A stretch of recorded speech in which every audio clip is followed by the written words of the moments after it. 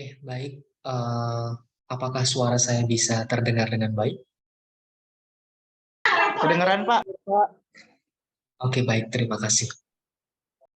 Ya, Bismillahirrahmanirrahim.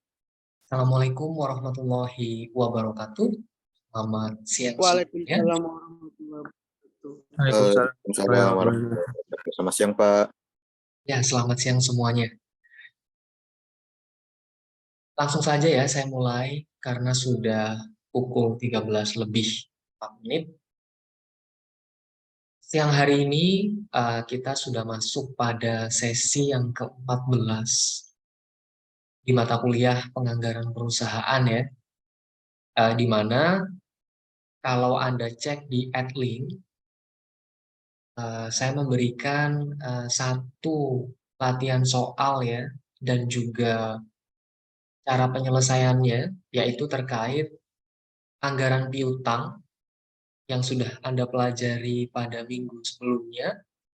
Ya, kali ini juga akan saya gabungkan anggaran piutang sekaligus dengan anggaran kas ya. Karena kalau piutang itu sudah ditagih, maka piutang itu pun akan menjadi kas bagi perusahaan ya. Akan menjadi uang masuk atau pemasukan bagi perusahaan. Ya. Seperti yang saya sudah infokan ke Anda di grup WhatsApp tadi pagi, ya, saya asumsikan bahwa Anda semuanya telah membaca soal ya yang saya berikan ya. Jadi pada soal ini ada informasi rencana penjualan, di mana rencana penjualannya itu dipecah menjadi triwulan 1 sampai dengan triwulan keempat.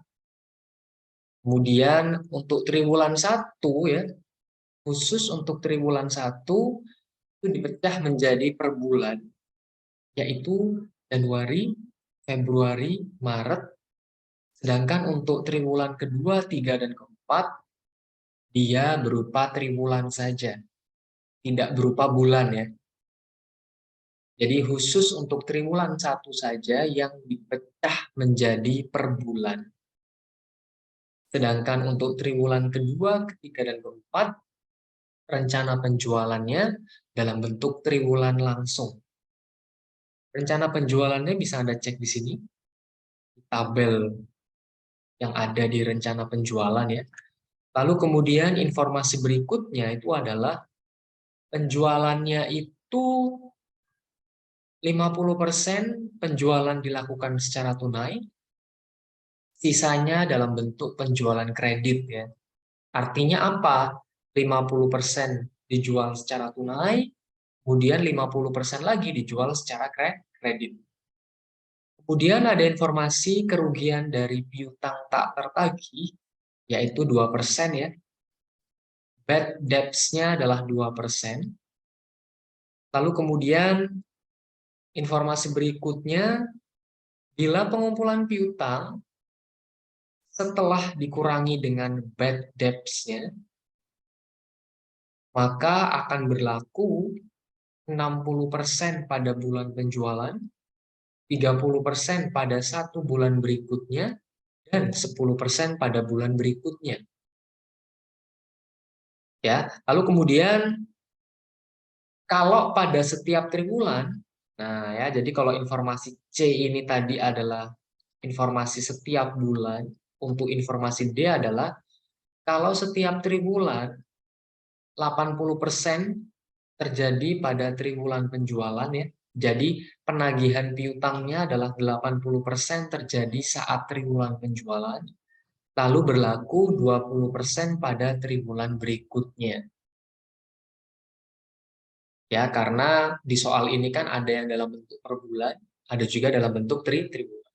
Kalau yang per bulan ikuti informasi C, untuk yang triwulan ikuti informasi D. Ya, persentase pengumpulan piutangnya berbeda. Lalu ada informasi saldo kas awal, penerimaan kas lain-lain ya, pada triwulan 2 dan triwulan ketiga saja, Berarti kalau tidak disebutkan triwulan yang lain, berarti tidak ada penerimaan kas lain-lain ya pada triwulan yang bersangkutan. Lalu ada informasi berbagai pengeluaran yang lain ya, seperti pembelian bahan baku, ini berarti akan masuk dalam pengeluaran ya, termasuk pembayaran upah dan gaji, pengembalian hutang, pembayaran dividen, itu juga merupakan pengeluaran, dan juga macam-macam biaya lainnya. Itu adalah informasi terkait pengeluaran yang dikeluarkan oleh perusahaan ya. Nah, dari informasi panjang tadi, kita diminta untuk membuat 6 hal ini. Yang pertama, kita disuruh menyusun anggaran pengumpulan piutang. Yang kedua adalah penerimaan kas ya.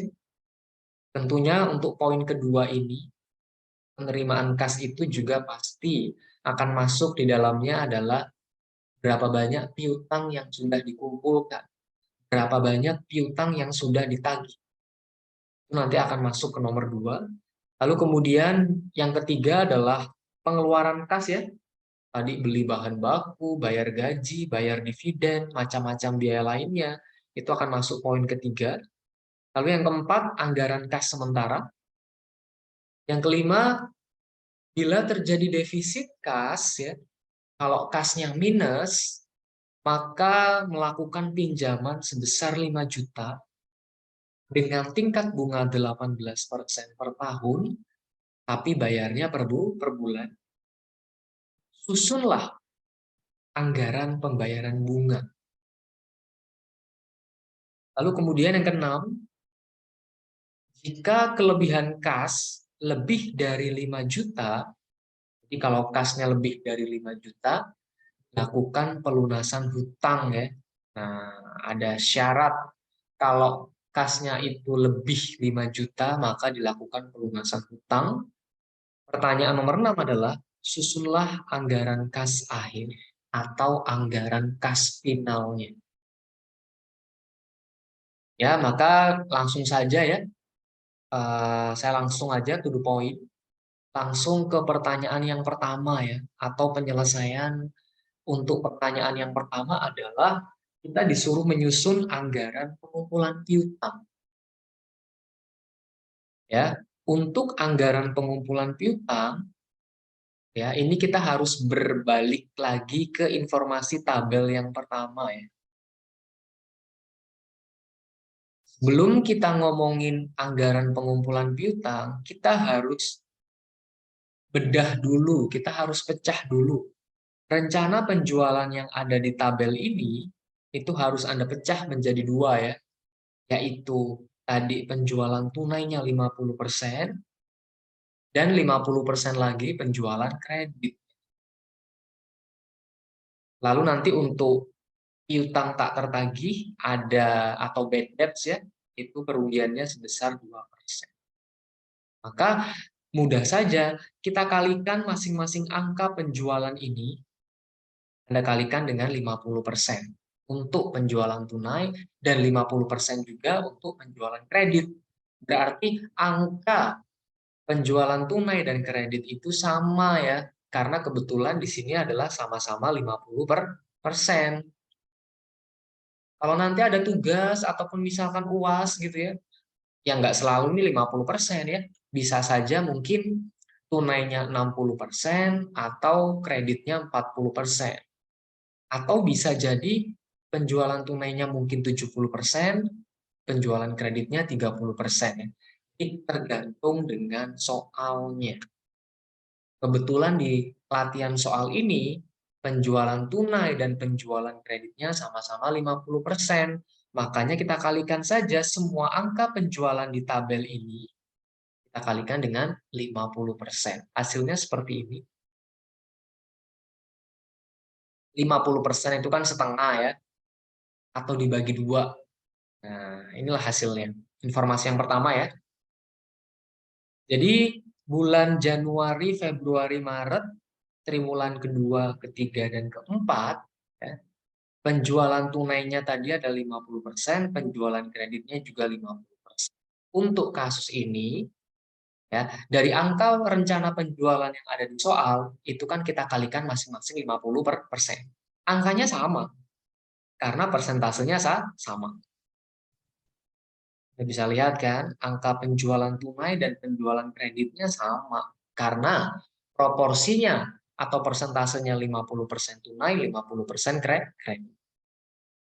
Lalu khusus untuk penjualan kredit, ya, khusus untuk penjualan kredit, dikurangi dengan bad debts atau piutang tak tertagih, yaitu sebesar 2%. Ya. Artinya, sebelum kita mencari piutang neto atau piutang bersih, kita hitung dulu ya, bad debts 2% itu berapa sih nilainya? Maka kita harus kalikan masing-masing angka penjualan kredit di masing-masing bulan ataupun triwulan ini, kita kalikan dengan 2%. Contoh, di bulan Januari, penjualan kreditnya adalah 1.750.000. Kita kalikan dengan bad debts-nya 2% atau dikali 0,02, maka hasilnya adalah 35.000 untuk bulan Januari. Ya, untuk bulan yang lain atau triwulan yang lain sama ya. Anda tinggal kalikan penjualan kreditnya ini masing-masing tinggal dikalikan dengan 2. Hasilnya seperti ini. Ini adalah bad debts pada masing-masing bulan atau masing-masing triwulan. Setelah itu, kalau Anda sudah menghitung bad debts-nya, maka kita bisa mencari piutang neto. Untuk mencari piutang neto, rumusnya adalah penjualan kredit tinggal Anda kurangi dengan bad debts-nya. Contoh, kita contoh di bulan Januari ya, penjualan kreditnya 1.750.000, bad debt-nya 35.000. Maka piutang netonya adalah kita kurangkan 1.750.000 ini, kita kurangi dengan 35.000. Piutang netonya adalah 1.715.000. Untuk bulan yang lain ataupun triwulan yang lain, Anda tinggal kurangkan saja penjualan kredit dikurangi dengan bad debts-nya pada bulan atau triwulan yang sama. Maka piutang netonya seperti ini ya. Untuk bulan Januari 1.715.000 sampai di triwulan keempat piutang neto atau piutang bersihnya adalah 5.512.500. Nah, informasi piutang neto ini, ya, informasi piutang neto ini yang akan kita pakai dalam membuat anggaran pengumpulan piutang pada pertanyaan yang pertama. Ya, kalau kita sudah membuat tabel ini, maka yang pertanyaan pertama tadi adalah kita disuruh membuat anggaran pengumpulan piutang.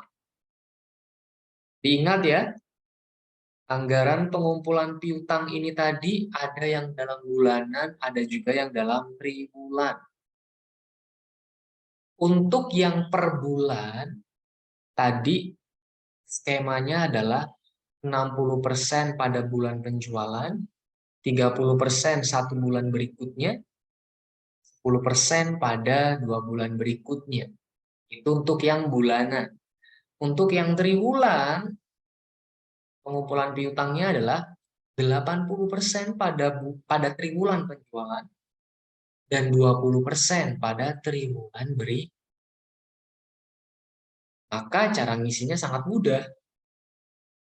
Kita lihat di sini ya.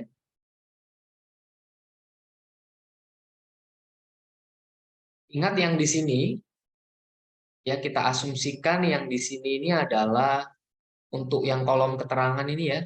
Ini anggaplah ini adalah bulan penjualannya. Januari, Februari, Maret, triwulan kedua, ketiga, dan triwulan keempat ya di bawahnya.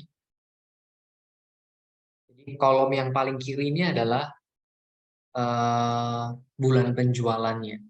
Kolom yang di kanan ini, Januari, Februari, sampai triwulan keempat ini adalah bulan pengumpulan piutang ya, atau triwulan pengumpulan piutangnya. Cara menjawabnya gampang. Kalau misalkan untuk yang masih bulanan ya, Januari nih, misalkan bulanan kan. Berarti Januari tadi piutang netonya berapa? 1.715.000 kan di sini. Ya.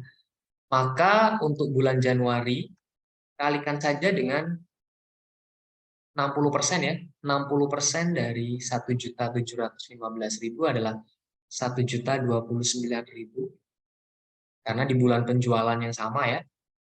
Kalau bulan penjualan Januari, maka nagihnya di bulan Januari adalah 60% di sini. Di Februarinya adalah 30%, di bulan Maretnya adalah 10% ya. Akan dicek kembali soal tadi. Untuk yang bulanan adalah 60, 30, 10%. Ya. Di bulan Februari juga sama. Ya, kalau piutang netonya 1.837.500 di sini, maka penagihan pada bulan Februari adalah ini adalah 60%-nya, ini 30%-nya, di triwulan kedua adalah 10%-nya. Di triwulan kedua ini ingat ya, ini kan berarti bulan April, Mei, Juni. Berarti angka 183.750 ini mewakili bulan mewakili bulan April saja. Karena bulan April adalah 2 bulan setelah bulan Februari. Untuk yang bulan Maret, tadi yang bulan Maret kan angka piutang netonya 2.205.000 ya. Maka pada bulan Maretnya adalah tulis ini 60%-nya ya. 60% dari 2.205.000 adalah 1.323.000. Sedangkan untuk triwulan kedua, hati-hati. Ya, untuk triwulan kedua ini berarti kalau penjualannya dilakukan pada bulan Maret, berarti triwulan keduanya adalah masuk di sini bulan April dan juga Mei. April dan Mei kalau di total persentasenya berarti berapa persen?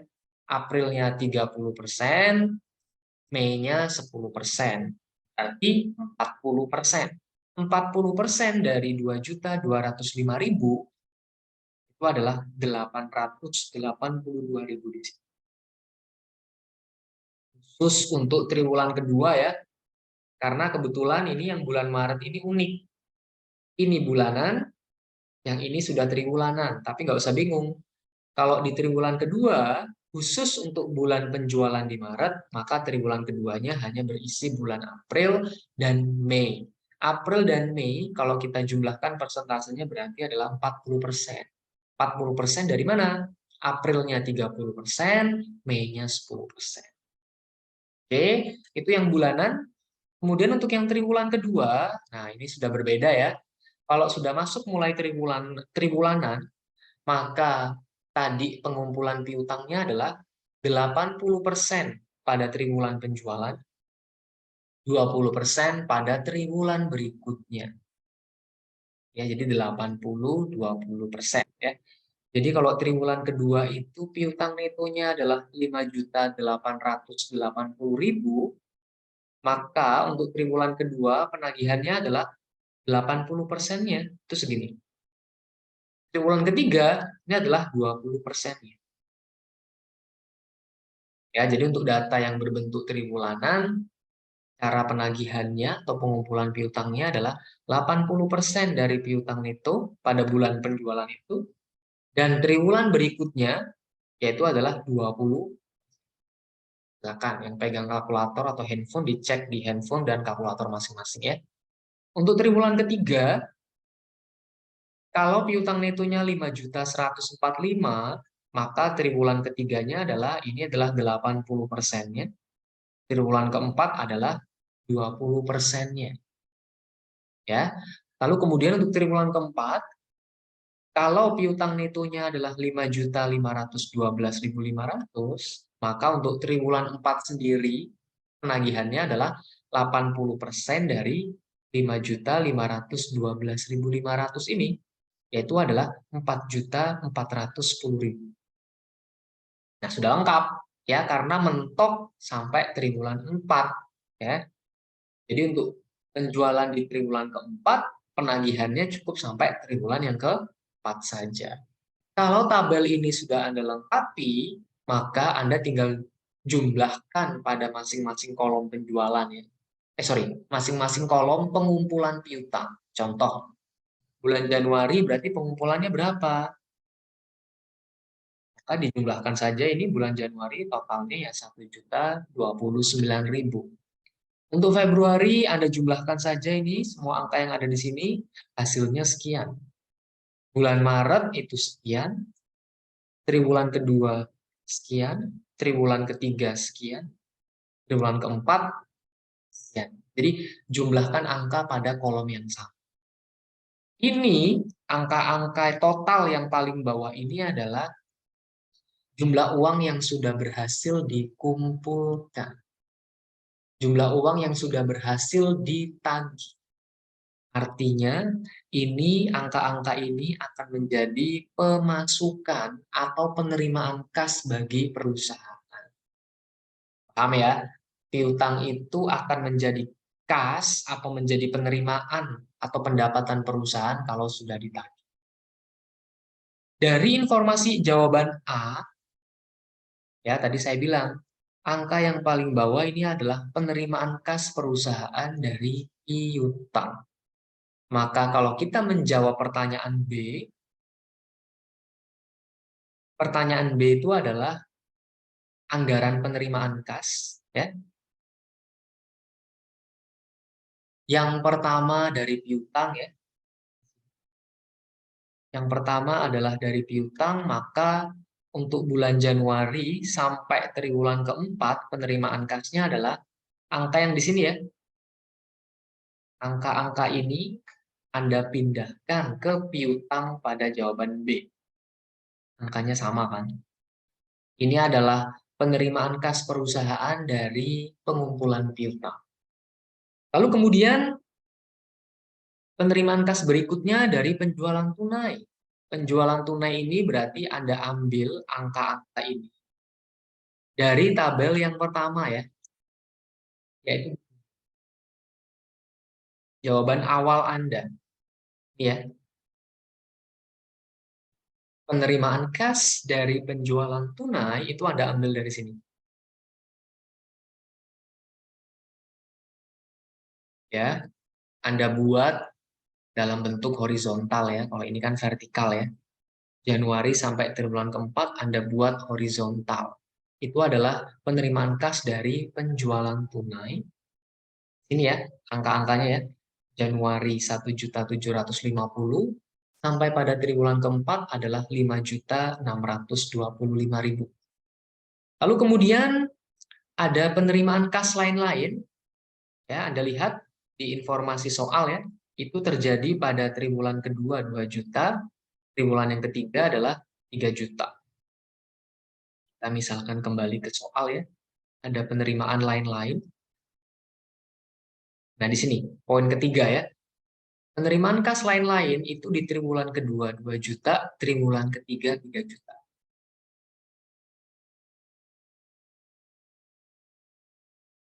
Itulah asal angka 2 juta dan 3 juta ya. Itu adalah penerimaan kas ya, dari piutang, dari penjualan tunai, dan juga penerimaan kas lain-lain. Setelah itu Anda jumlahkan saja pada masing-masing bulan atau pada masing-masing triwulan ya. Di Januari misalkan nih, ini jumlahkan saja ketiga angka yang ada di sini. Hasilnya 2.779.000. Ya, yang Februari juga sama, Anda tambahkan 3 angka ini. Maret, triwulan kedua, triwulan yang ketiga, ataupun triwulan yang keempat ya. Ini kalau Anda jumlahkan, maka jumlah penerimaan kas pada triwulan yang keempat adalah 11.000.000 64.000. Ya, jadi kalau sudah dibikin detail per bulan ataupun per triwulan, maka jumlah atau total yang paling bawah ini Anda tinggal jumlahkan saja angka-angka pada bulan atau triwulan yang bersangkutan. Ini adalah jawaban yang B terkait dengan anggaran penerimaan kas. Lalu yang C, ada penerimaan, ada pengeluaran. Anggaran pengeluaran kas ini, ya, Anda bisa lihat di soal ya. Tadi ada pembelian bahan baku, ya, angkanya sekian. Silakan dicek di soal ya. Lalu upah, ingat ya, kalau misalkan pembelian bahan baku nih, misalkan di soal Februari itu nggak ada, ya berarti 0. Jadi yang tidak ada di soal jangan diada-adakan ya. Kalau di Februarinya nggak disebutkan terjadi pembelian bahan baku, ya berarti Februari 0. Ya, jadi nggak selalu semua angka itu terisi ya, tergantung informasi yang ada di soal. Lalu kemudian tadi di soal juga ada bayar upah atau gaji ya. Angkanya seperti ini, dari Januari sampai triwulan keempat. Kemudian ada pengembalian hutang. Ya, pengembalian hutang terjadi di bulan Februari dan juga triwulan kedua saja. Ya, jadi ingat, konsentrasi pada soal ya. Kalau di bulan atau triwulan tertentu tidak ada informasi pengembalian hutang, berarti sisanya dianggap 0 ya. Lalu bayar dividen. Membayar dividen itu juga pengeluaran loh ya. Kan pembayaran. Kalau pembayaran pasti pengeluaran. Pembayaran dividen dilakukan hanya pada triwulan kedua dan ketiga saja. Lalu juga ada macam-macam biaya lain-lain. Itu dari bulan Januari 650.000 sampai pada triwulan yang keempat yaitu 1.350.000. Ya, kebetulan lengkap ya, sesuai di soal ya. Januari sampai triwulan keempatnya lengkap. Setelah itu Anda total saja. Berapa total pengeluaran kas pada Januari dan sampai di triwulan yang keempat ya. Dengan cara totalkan saja semua angka yang ada pada bulan Januari. Kalau Februari ya totalkan semua angka yang ada di bulan Februari sampai pada triwulan yang keempat ya. Anda jumlahkan saja semua angka yang ada pada triwulan keempat. Maka totalnya adalah seperti yang di bawah. Untuk bulan Januari itu adalah 3.170.000 sampai pengeluaran kas di triwulan yang keempat itu adalah 7.875.000 ya. Ini mudah karena semua informasi pengeluaran kas mulai dari pembelian bahan baku sampai macam-macam biaya itu sudah ada di soal. Tinggal dijumlahkan pada masing-masing bulan atau masing-masing triwulan. Informasi yang keempat, ini adalah pertanyaan yang keempat adalah anggaran kas sementara. Ya, anggaran kas sementara. Tadi, nah ini ngisinya harus pelan-pelan ya. Kita ngisinya mulai dari Januari. Karena nanti saldo akhir di bulan Januari itu akan menjadi saldo awal pada bulan berikutnya. Ya, saya ulang ya. Jadi ngisinya untuk anggaran kas sementara itu kita mulai dari bulan yang paling awal. Karena apa? Saldo akhir pada bulan Januari, misalkan ya, akan menjadi saldo awal pada bulan berikutnya, yakni bulan Februari. Kita mulai. Tadi di soal sudah ada informasi ya bahwa ada saldo kas awal sebesar 2.500.000. Maka itu akan masuk ke dalam bulan Januari. Ya, kita cek tadi di soal itu ada saldo kas awal, ya. Saldo kas awalnya adalah 2.500.000. Ya, maka bisa Anda masukkan di sini. Karena namanya setiap tahun diawali bulan Januari kan, maka itu akan menjadi saldo kas awal tahun adalah saldo kas awal di bulan Januari. Setelah itu ada penerimaan kan di bulan Januari ya. Cek jawaban B. Di bulan Januari penerimaannya berapa? Ini ya. Jawaban B Penerimaan di bulan Januari adalah 2.779.000. Tulis. Penerimaannya adalah 2.779.000. Lalu kemudian ada kas yang tersedia. Kas yang tersedia ini adalah penjumlahan dari saldo awal tambah penerimaan. Ya, 2.500.000 ditambah 2.779.000, maka kas yang tersedia adalah 5.279.000. Ya, jadi kas yang tersedia adalah Anda tinggal jumlahkan saldo awal tambahkan penerimaan. Itu kas yang tersedia.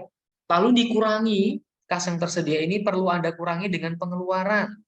Berapa pengeluaran di bulan Januari? Kita cek pada jawaban C. Ya, anggaran pengeluaran kas, pengeluaran pada bulan Januari itu adalah 3.170.000. Ya, maka pengeluarannya adalah 3.170.000. Maka saldo akhir adalah kas yang tersedia 5.279.000 ini Anda kurangi dengan pengeluarannya 3.170.000, maka saldo akhirnya adalah 2.109.000. Ya, ini adalah saldo akhir.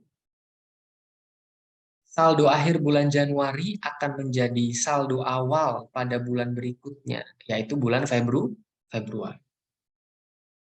Caranya sama ya. Tambahkan penerimaan pada bulan Februari. Ini adalah jumlah kas yang tersedia. Kurangi dengan pengeluaran pada bulan Februari.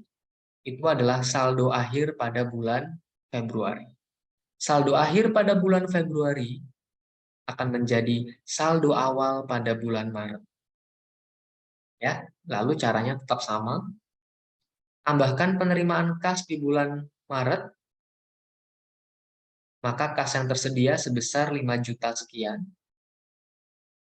Lalu kurangi dengan pengeluaran pada bulan Maret, maka saldo akhirnya adalah 2 juta sekian. Saldo akhir di bulan Maret ini akan menjadi saldo awal pada triwulan yang kedua. Ya, saldo akhir pada bulan Maret akan menjadi saldo awal pada triwulan yang kedua. Oke, lalu tambahkan triwulan kedua ini, tambahkan penerimaan pada triwulan kedua, 13 juta sekian ini. Maka kas yang tersedia adalah 16 jutaan. Kurangi dengan pengeluaran. Nah, pengeluarannya ternyata lebih gede, lebih besar, yaitu 20 juta. Nah, maka saldo akhirnya akan defisit ini, akan minus ya. 16.216.500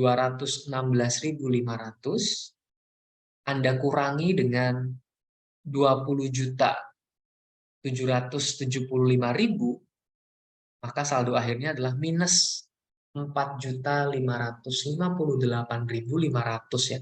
Minus, di sini saya blok warna merah, ini artinya defisit. Nah, kalau defisit maka harus meminjam. Ya, tadi di soal boleh meminjam sekitar 5 juta ya kalau nggak salah ya. Karena ini anggaran kas sementara, kalau saldo akhir pada bulan atau triwulan tertentu itu negatif, ya, maka saldo awal pada triwulan berikutnya kita asumsikan ya, saya ulang. Kalau saldo akhir pada bulan atau triwulan tertentu itu negatif, ya, maka saldo awal pada triwulan berikutnya kita asumsikan 0. Mungkin perlu dicatat gitu ya. Jadi di sini 0, Anda tahu alasannya ya. Kalau saldo akhir triwulan sebelumnya itu adalah negatif, maka saldo awal triwulan berikutnya adalah 0. Lalu tambahkan penerimaan pada triwulan ketiga, maka kas yang tersedia adalah sama ya, 0 tambah 13.542, hasilnya 13.542. Kemudian kurangi dengan pengeluaran pada triwulan ketiga 8.700.000, maka saldo akhirnya adalah 4.842.000. Positif ya. Saldo akhir triwulan ketiga akan menjadi saldo awal triwulan yang keempat. Tambahkan penerimaan di triwulan keempat, itu adalah kas yang tersedia, 15 jutaan ya.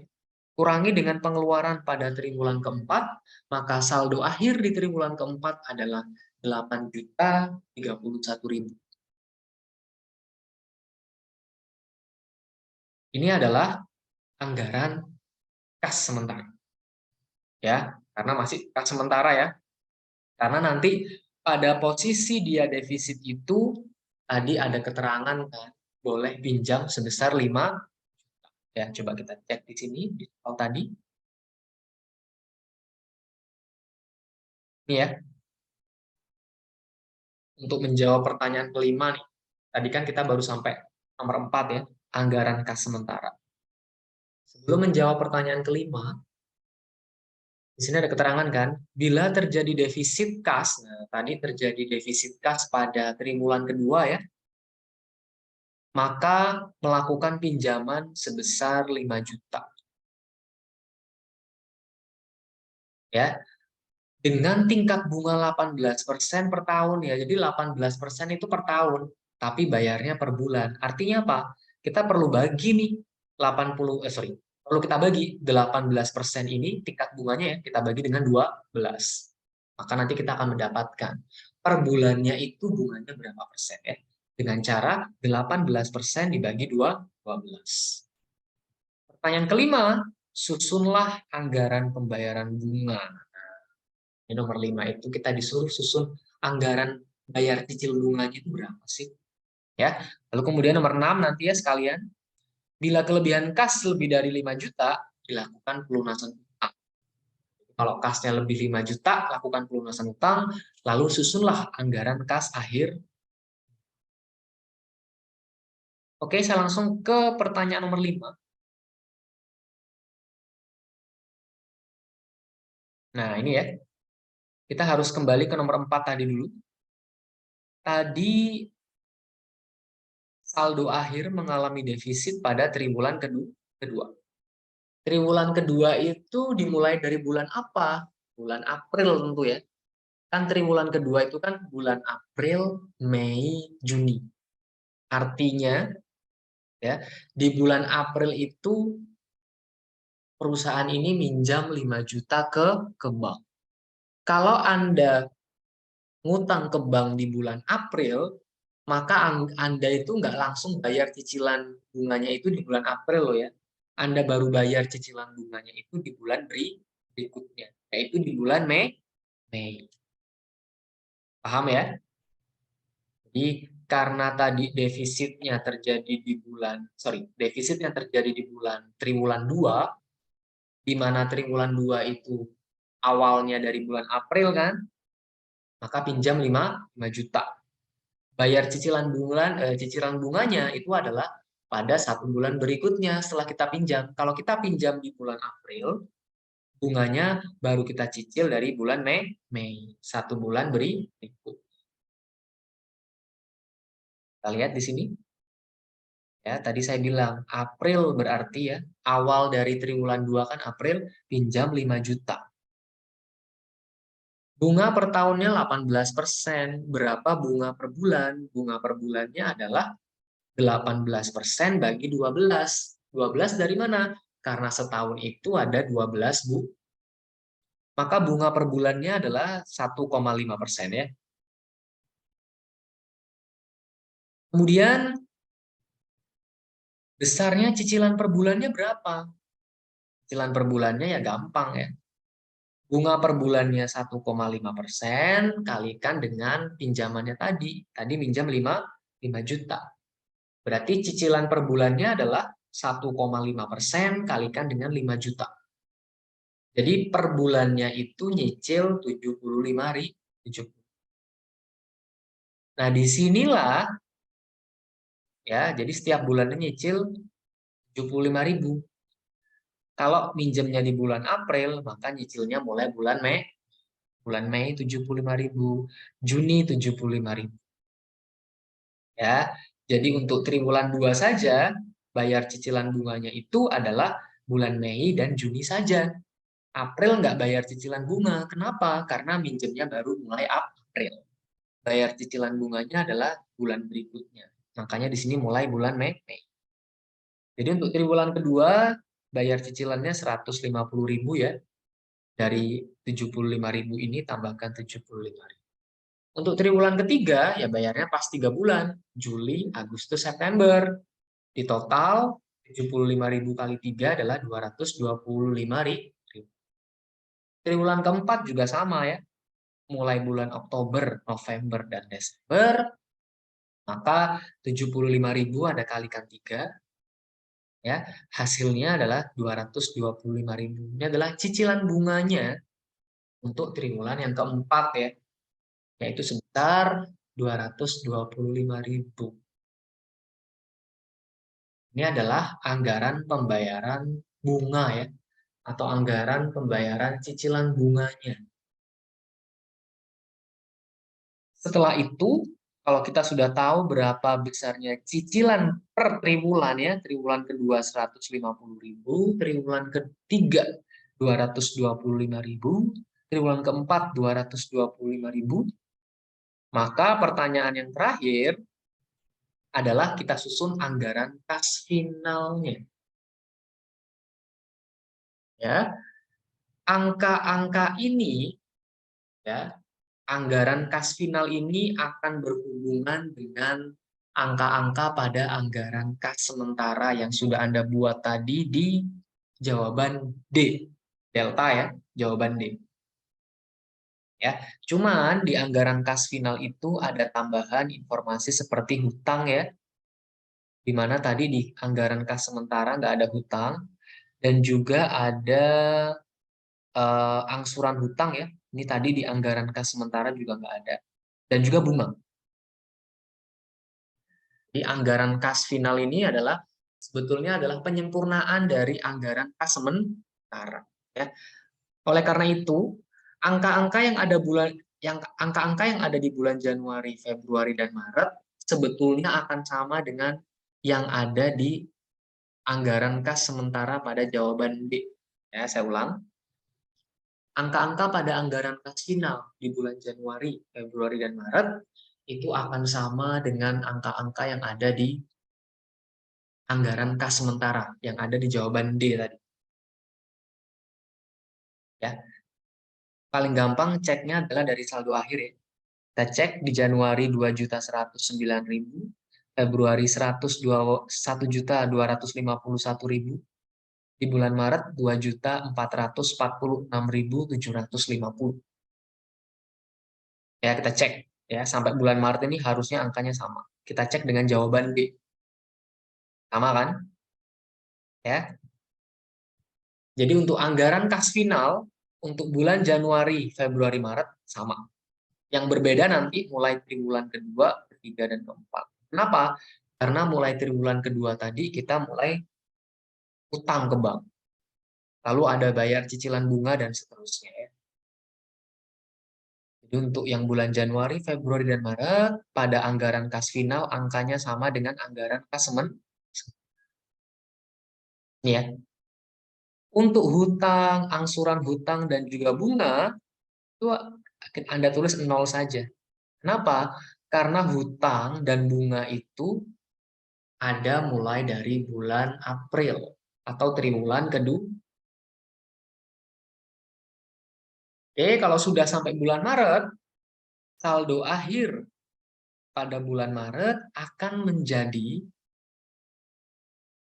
saldo awal di bulan atau triwulan kedua. Oke. Tambahkan penerimaan pada triwulan kedua. Lalu penerimaan yang berikutnya berasal dari hutang. Ingat ya, kalau hutang dari bank itu cair, maka sebetulnya awal hutang bank itu cair itu kita ada pemasukan dari hutang itu. Paham ya? Jadi kalau misalkan saya punya perusahaan, ya saya mengajukan hutang nih. Nah ternyata hutang saya di ACC sama bank. Bank Mandiri misalkan. Nah, maka Bank Mandiri setor 5 juta ke saya. Nah, itu masuk dalam penerimaan. Awalnya ya, walaupun nanti tetap harus bayar angsuran dan juga cicilan bunganya. Ya, jadi hutang 5 juta ini awalnya akan menjadi penerimaan kas bagi perusahaan. Ya. Maka jumlah kas yang tersedia adalah ya Anda jumlahkan saja nih ya, 2.400.000 sekian, tambahkan 13 jutaan ini, tambahkan 5 juta, maka kas yang tersedia adalah 21 juta sekian. Setelah itu, kurangi dengan pengeluaran kas pada triwulan kedua ya. Cek di tabel-tabel sebelumnya tadi pengeluaran kas pada triwulan kedua berapa, sama dikurangi bunga. Nah, karena triwulan kedua itu, terutama di bulan April dan Mei, kita sudah harus bayar cicilan bunganya. Yaitu 150.000 tadi ya, hanya pada bulan Mei dan Juni saja. 75.000 tambah 75.000, di sini 150.000. Maka saldo akhirnya adalah, ya ini caranya, 21 juta ini Anda kurangi dengan 20 juta, kurangi dengan 150.000. Maka saldo akhirnya adalah 291.500. Saldo akhir triwulan kedua akan menjadi saldo awal triwulan yang ketiga. Oke, setelah itu sama ya caranya. Tambahkan penerimaan kas pada triwulan ketiga. Utangnya 0 ya. Karena tadi sudah dapat utang dari triwulan kedua, di sini 0. Kas yang tersedia ini adalah penjumlahan dari 291.500 ditambah 13.542.000 ya. Hasilnya sekian. Ini adalah jumlah kas yang tersedia.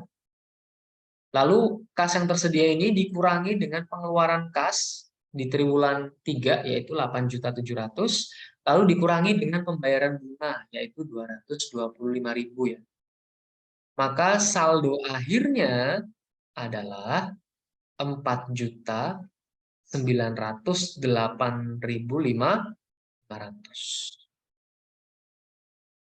untuk triwulan ketiga. Ya.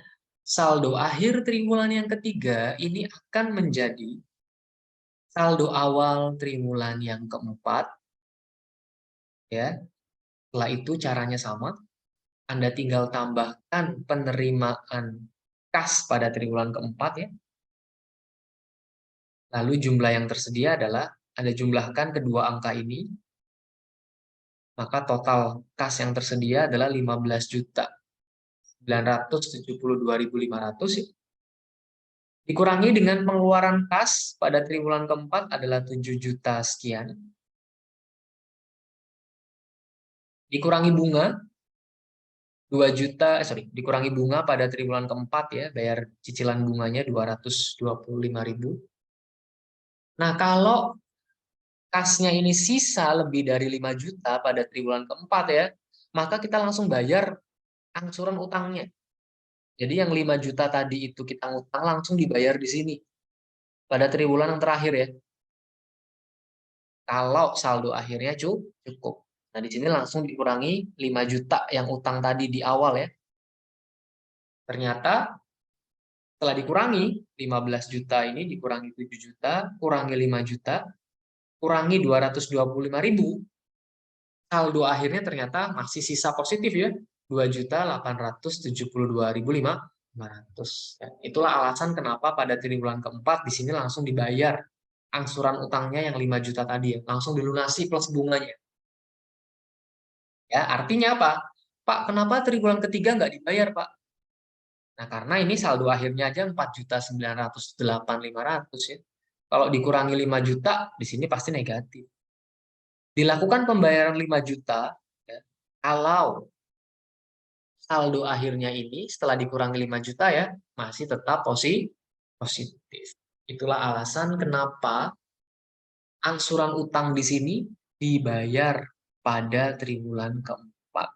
Karena kalau dibayar di triwulan ketiga ini nggak cukup ya. Wong ini kan belum dikurangi 5 juta aja. Jadi kalau di sini misalkan saya tulis 5 juta nih, di sini pasti negatif. Ya. Tapi pada saat di triwulan keempat ya, karena tadi saldo kasnya 15 juta nih, kas yang tersedia 15 juta, itu sanggup untuk bayar 7 juta ini, sanggup untuk bayar 5 juta ini, sanggup untuk bayar bunga 225.000 ini, sehingga saldo akhirnya tetap positif. Itulah alasan kenapa angsuran hutang itu dibayar pada triwulan keempat. Tidak menutup kemungkinan loh ya, kalau di sini seandainya sudah dikurangi 5 juta, di sini itu angkanya tetap positif, ya berarti pada triwulan ketiga itu bisa dilakukan pembayaran angsuran hutang. 5 jutanya langsung dilunasi pada triwulan yang bersangkutan. Khusus untuk soal ini, kebetulan angsuran hutangnya itu terbayar pada triwulan yang keempat ya. Karena setelah dikurangi dengan 5 juta pun, saldo akhirnya tetap positif. Itu 2.872.500.